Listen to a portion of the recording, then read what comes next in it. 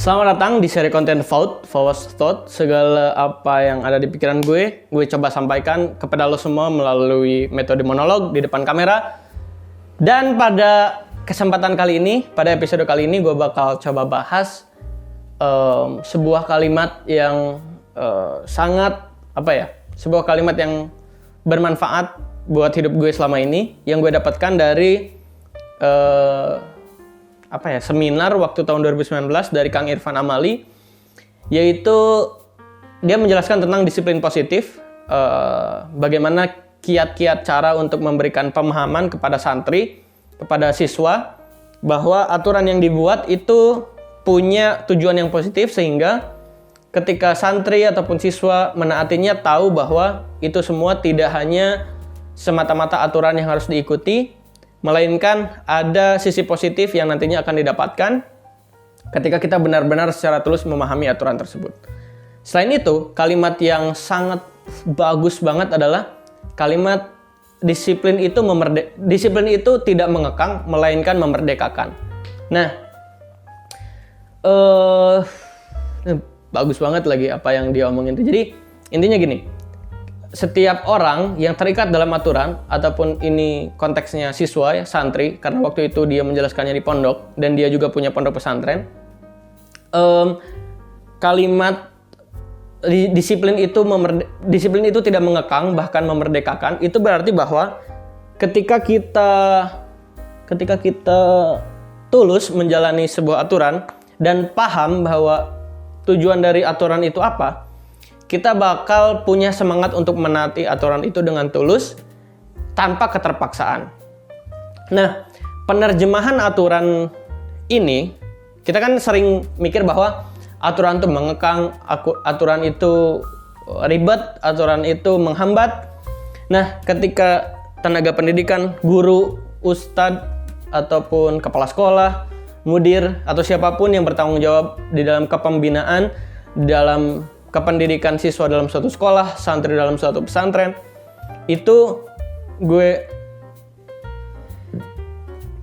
pikir bisa ngebuat santri ataupun siswanya lebih taat dan tulus dalam menaati aturan tersebut. Gini,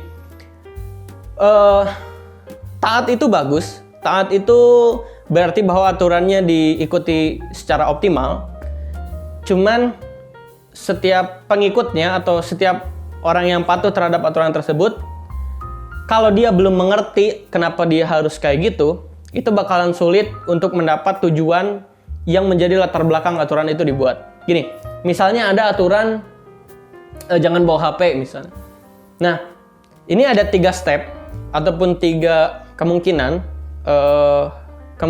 respon penerimaan dari setiap santri atau setiap siswa. Ada santri yang menolak aturan tersebut, ada santri yang ada santri yang taat terhadap aturan tersebut, cuman nggak tahu kenapa dia harus taat. Nah, yang ketiga adalah ada sekelompok orang yang taat dan tahu kenapa aturan itu dibuat dan tahu kenapa dia harus taat terhadap aturan tersebut. Nah, tahapan dari kelompok santri atau kelompok siswa yang tidak taat dan tidak tahu, lalu dia taat dan tidak tahu, lalu dia taat dan tahu kenapa dia harus menaati itu harus harus dilalui secara pelan-pelan, secara detail oleh para tenaga kependidikan, karena ini agak sulit. Soalnya kita harus berusaha merelakan diri untuk terjun kepada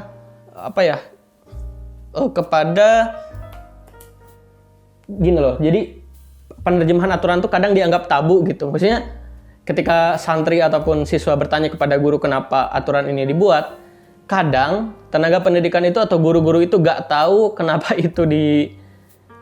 itu dijadikan aturan dan kenapa anak-anak harus memahaminya. Dan ini fatal. Kalau misalnya guru sendiri gak tahu kenapa aturan itu dibuat dan kenapa siswa harus menaatinya, ya ini sulit diterima oleh siswa dan santri gitu. Jadi alangkah baiknya kalau di dalam perumusan sebuah aturan, semua tenaga pendidikan diikut sertakan dan diberitahu bahwa oleh inisiator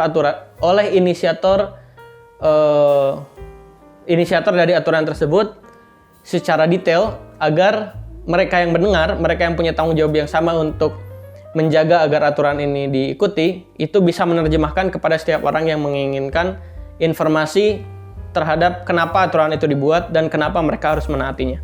Nah, balik lagi ke disiplin positif, dua kata ini aja udah bagus gitu, disiplin positif, sehingga apa yang menjadi pendapat kita sebelumnya tentang kata disiplin itu merupakan kata yang sulit untuk dilakukan, kata yang kayak rapet banget gitu, sulit untuk fleksibel, menghambat gerak, menghambat kreativitas.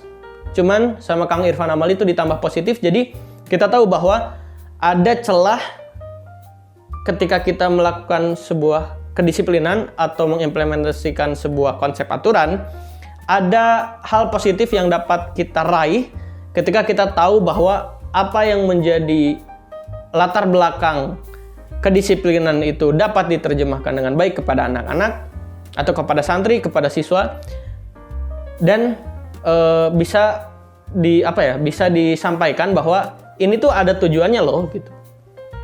Nih kalau misalnya kamu misalnya tadi tentang bawa handphone ke pesantren. Kalau misalnya tenaga pendidikan punya informasi yang kuat, yang akurat, misalnya gini, kalian tidak boleh bawa HP, dan jikapun kalian punya keperluan untuk menghubungi orang tua, kalian dapat menghubungi pembina masing-masing. Jikapun kalian punya keperluan untuk mengerjakan tugas, kalian dapat menggunakan lab komputer. Jikapun kalian punya keperluan untuk lomba online, kalian bisa menggunakan fasilitas di ruang pengajaran. Jikapun kalian punya keperluan untuk mengakses informasi lewat internet dengan tujuan mengikuti lomba, kalian bisa menggunakan fasilitas di pengasuhan, dan terus diberikan detail bahwa apa keperluan mereka yang positif itu tetap dapat diakomodir oleh sekolah atau oleh lembaga pendidikan. Lalu dinyatakan bahwa secara detail gitu ke anak-anak bahwa penggunaan handphone yang berlebihan itu akan menyebabkan banyak hal. Terus dia jelaskan, misalnya di papan tulis atau dijelaskan di layar infocus bahwa misalnya penggunaan handphone di lingkungan pondok akan menyebabkan hal-hal berikut. Menurut riset bla bla bla misalnya kayak gitu ya. Siapa tahu kan ada risetnya gitu.